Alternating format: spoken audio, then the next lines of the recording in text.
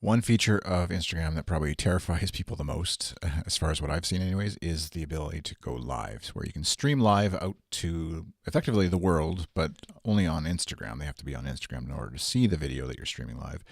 But the way to access this is you tap the camera in the top left corner, and then down near the bottom of the what's normally the stories screen is a live tab. And so you tap over to that. And basically what happens is, just like it says, the video will start once you hit start live video, and it'll stream for as long as you record for. And then the video is gone from the internet once it's over. So it's different than Facebook Live or YouTube Live or other Twitch live streaming services where they archive the video for you either for 30 days or indefinitely. Instagram's default setup is that it's gone once it's gone. So it's kind of like live right now or else. And so that's interesting and a unique way to position it in the marketplace and amongst all the other live streaming kind of apps. There is ways to archive it and things like that, which we'll cover, but just to show you right now how it actually works, I'm going to hit the start live video. Okay, so when I hit start live, it's going to check my Wi-Fi, check your cellular connection, and I'm live. And so basically from the top left, you can see there's the live button. In the top right, I can tap the end button, and then obviously the live stream is over.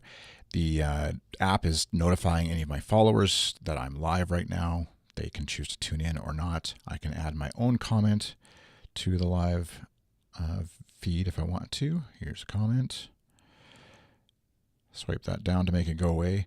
I can, the middle button there, the arrow, I can send this to somebody. I can send a message to somebody that I'm live if I wanted to maybe create a group on Instagram of people who I know are savvy to the live feed idea.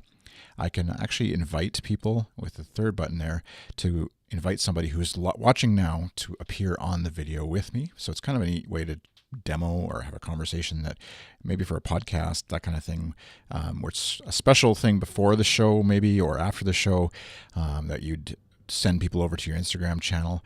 You can of course do the face filter thing as well. So I'm trying to choose something that's a little less obnoxious.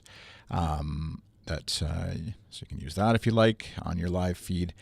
And finally, you can of course swap the camera around to show people something. So hey, the Instagram course is going live soon. If somebody happens to watch this later, courses.chrisands.com is where you can check it out. Turn it back. Say adios. That's it for now. And I'm going to hit end. End live video. So now I have the option, but I don't have to. I can share my video for the next 24 hours so people can watch it.